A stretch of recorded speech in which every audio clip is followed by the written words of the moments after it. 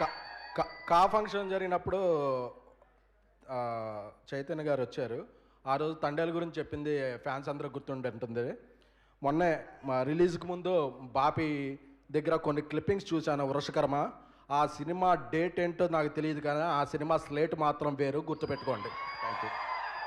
Please Chaitanya గారు, please. Yes, మా యువ సామ్రాట్ ఆర్ తండేల్ ఆర్ రాజు అక్కినేని నాగ చైతన్య గారిని మాట్లాడవలసిందిగా రిక్వెస్ట్ చేస్తున్నాం. అందరికీ నమస్కారం. ఇక్కడికి వచ్చిన మీడియా మిత్రులందరికీ, Chennai love story team members అందరికీ, అలాగే కిరణ్ అభిమానులందరికీ వెరీ వెరీ గుడ్ ఆఫ్టర్నూన్. అందరు నాకు థ్యాంక్ యూ చెప్తున్నారు ఈ ఈవెంట్కి వచ్చినందుకు. నాకు నిజంగా థ్యాంక్ యూ చెప్పక్కర్లేదు. నాకు ఇక్కడ ఉండి మీ సక్సెస్ని సెలబ్రేట్ చేయటం నాకు ఎంతో ఆనందంగా ఉంది. యాక్చువల్లీ రాజేష్ నాకు ట్రైలర్ రిలీజ్ ముందే ఫోన్ చేశాడు, సార్ ఇలా రేపు ట్రైలర్ రిలీజ్ చేస్తున్నాము, రాగెళ్తారా అంటే, ఒక వేరే కమిట్మెంట్ వల్ల నేను ఆ ఈవెంట్కి వెళ్ళలేకపోయాను. చాలా బాధపడ్డాను. బికాస్ ఈ సినిమా సక్సెస్ అయిన తర్వాత వచ్చి ప్రమోట్ చేయటం కాదు, సక్సెస్ ముందే అప్పటి నుంచే వీళ్ళతో ఉండి ప్రమోట్ చేయాలని నాకు ఎంతో ఉన్నింది లోపల. బికాస్ నాకు లవ్ స్టోరీస్ అంటే పిచ్చి. అండ్ ఒక టైంలో నిజంగా నాకు భయం వేసింది. కోవిడ్ తర్వాత లవ్ స్టోరీస్ తీయటం, లవ్ స్టోరీస్ రిలీజ్ అవటం చాలా తగ్గిపోతున్నాయి.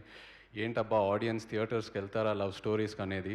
అండ్ మెల్లగా మళ్ళీ ఆ ట్రెండ్ స్టార్ట్ అయింది. అండ్ ఈ చెన్నై లవ్ స్టోరీతో మళ్ళీ ఒక కల్ట్ లవ్ స్టోరీ ఇచ్చారు. సో ఇవాళ ఇక్కడ ఉండటం నాకు ఎంతో ఆనందంగా ఉంది. అండ్ అదే కాకుండా మనం నంబర్ ఆఫ్ లవ్ స్టోరీస్ చూసేసాం. ఇద్దరికి పరిచయం మొదలయ్యి పెళ్ళి వరకు ఆ challenges, different reasons, family reasons or caste, religion, ఎన్నో రీజన్స్ వల్ల కాన్ఫ్లిక్ట్స్ రావటం అవన్నీ చూసేసాం. బట్ ఒక పెళ్ళైన తర్వాత స్టోరీ ఏంటి, ఒక హార్ట్ బ్రేక్ అయిన తర్వాత స్టోరీ ఏంటి, ఇలాంటి కాంప్లెక్సిటీస్ ఎన్నో ఉంటాయి అందరిలో. అండ్ ఇవాళ ఉన్న జనరేషన్కి అదే ఎక్కువ కనెక్ట్ అవుతున్నాయి. అండ్ ఒక క్లోజ్డ్ రూమ్లో, ఒక క్లోజ్డ్ డోర్లో ఒక కపుల్కి జరిగే కొన్ని విషయాలు, వాళ్ళ ఇద్దరి మధ్యన హైస్ అండ్ లోస్, ఇలాంటి మూమెంట్స్ ఎవరు క్యాప్చర్ చేయట్లేదు.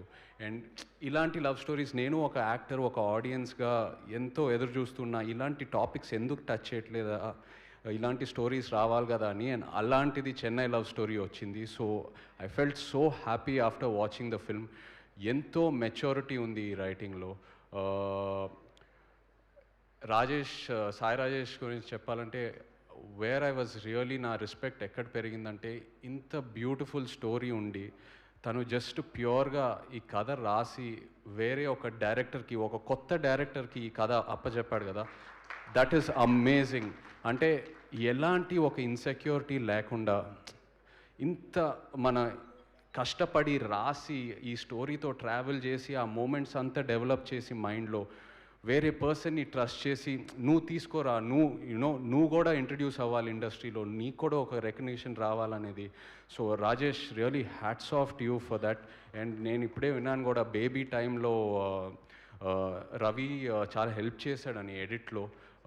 So really for trusting Ravi and giving him that life. Congratulations Rajesh ఆ విషయంలో.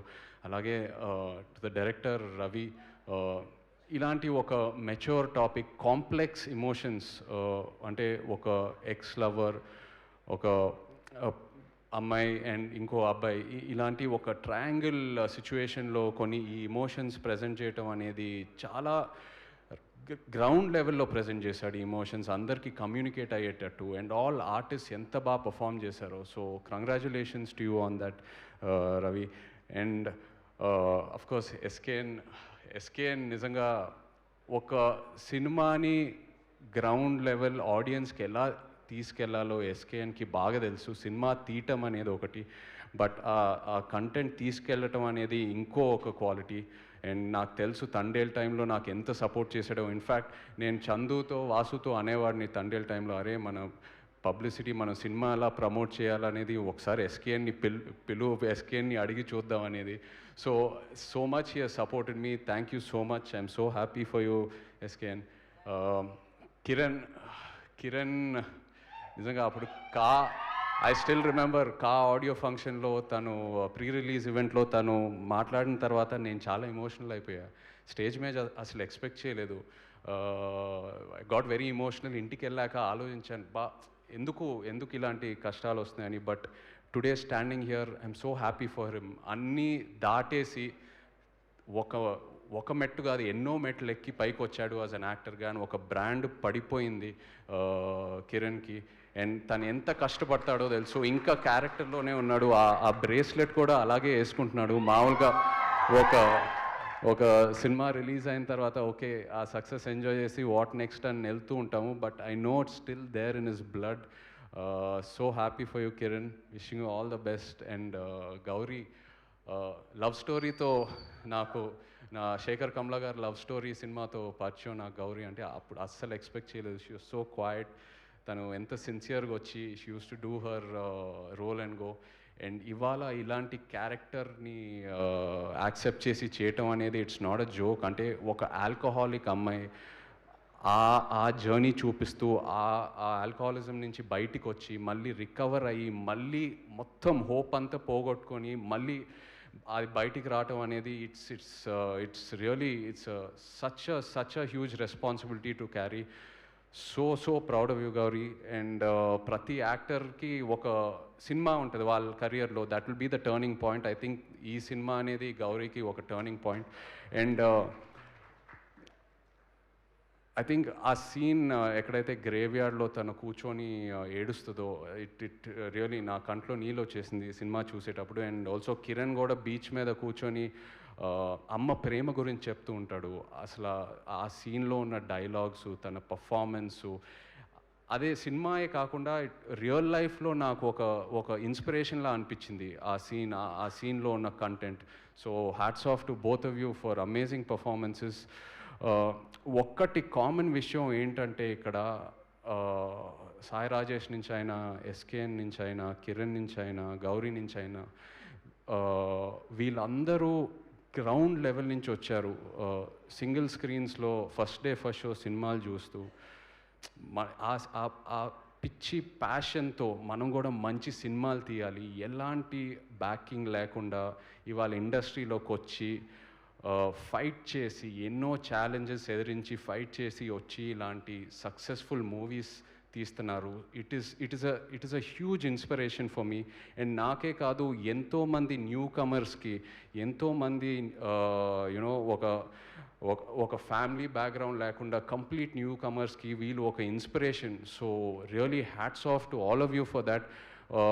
ఒక పోస్టర్ మీద ఒక కలెక్షన్ నంబర్ వేయటం కంటే ఇది నిజమైన సక్సెస్.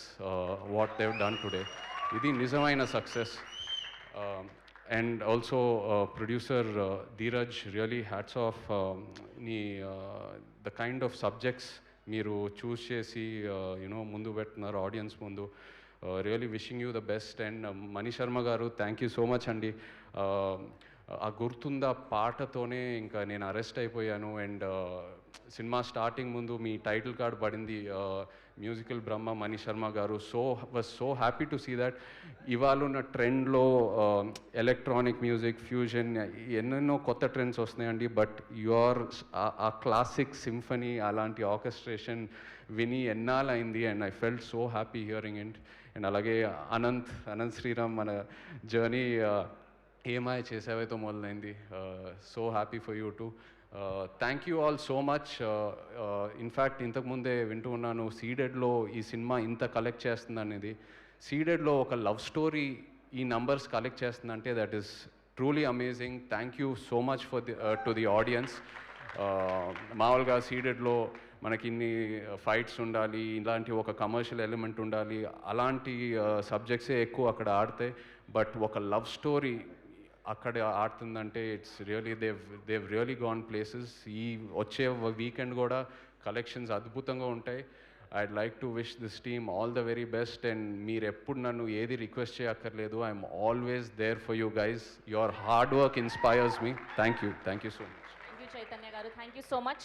అండ్ నెక్స్ట్ మీ మూవీ అప్డేట్, నెక్స్ట్ కంటెంట్ ఎప్పుడు రాబోతుంది? ఎస్కేఎన్ గారు ఇస్తారు మూవీ అప్డేట్ అదే. ఎస్కేఎన్ గారు ఇస్తారా? Thank you so much Chaitanya garu. Thank you so much for gracing our event today.